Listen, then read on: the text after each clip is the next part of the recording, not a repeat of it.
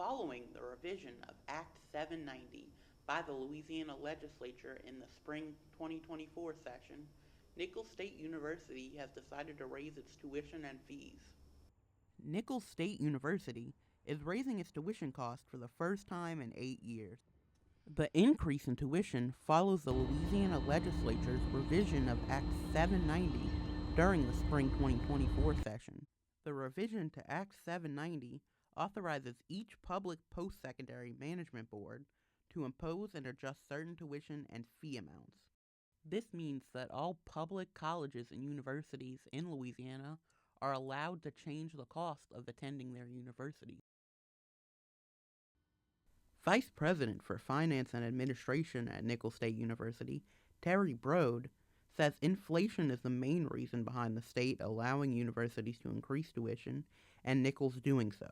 What that means is that had we just raised tuition to continue to be even with inflation, we should be charging approximately $5,000, almost $5,100 per semester, where we are currently charging about $4,100 per semester full time. So we knew that we had a starting point. We knew that the university, because it's so enrollment dependent and because enrollment had slipped a little on us, we knew that we needed additional revenue to be able to continue the mission of the university. The revised Act 790 puts a cap on increases for universities. It states that each management board may increase differential tuition amounts and mandatory fee amounts by no more than 10% over a 2-year period. Fees will increase by $27 to $34 per credit hour for undergraduate students and $37 per credit hour for graduate students, which falls within the 8 to 10% range, complying with the regulations of Act 790. So net, after everything settles, graduate students are going to pay about 8% more, and undergraduates in a non-high cost program are going to pay 8%. Undergraduates in high cost programs would pay 10. So both of those meet the criteria of Act 790. Broad says Nicholls is only increasing tuition and fees to keep services the same. The need to try to offset those costs that we've been experiencing and absorbing, we're trying to lessen that burden and get back into a sound fiscal position so that we continue to deliver services. Executive Director of Enrollment Services, Courtney Cassard, says with the tuition increase, to keep students enrolling and interested in Nicholls and higher education, she has to prove it is worth it for the money spent.